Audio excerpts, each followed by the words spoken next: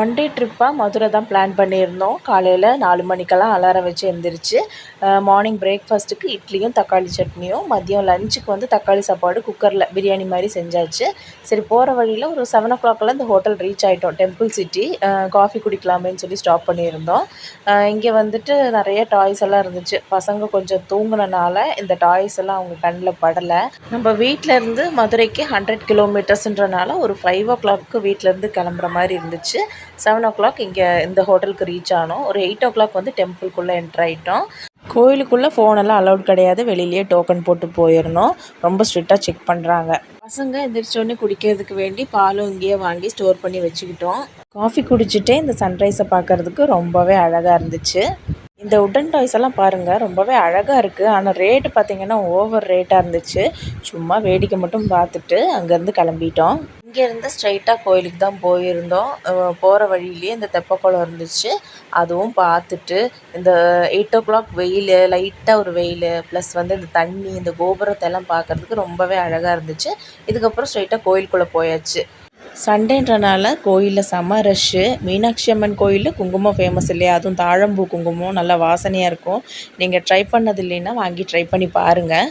அங்கேருந்து 2 கிலோமீட்டர் டிஸ்டன்ஸில் வந்து இந்த திருமலை நாயக்கர் மால் தான் வந்திருந்தோம். இங்கே சைட்லேயே கொஞ்சம் உட்காந்து சாப்பிட்ற மாதிரி இடம்லாம் இருக்குது. அங்கே உட்காந்து சாப்பிட்டு முடித்து உள்ளே போயாச்சு. கார் பார்க்கிங்கு தனியாகலாம் எதுவும் இல்லை. ரோட் சைட்லேயே நம்ம நிறுத்திக்கணும் காரை. இந்த மாலோட ஹைலைட்டே இந்த வந்து பில்லர்ஸ் தான். ரொம்ப பிரம்மாண்டமான பில்லர்ஸு. நேரில் பார்க்கும்போது உங்களுக்கு புரியும் இது எவ்வளோ பிரம்மாண்டமாக இருக்குதுன்னு சொல்லிட்டு.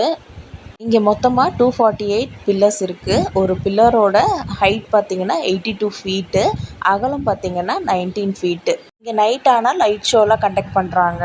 அதோட டைமிங் பார்த்திங்கன்னா 6:45லேருந்து 7:35 வந்து இங்கிலீஷ் ஷோ நடக்குது.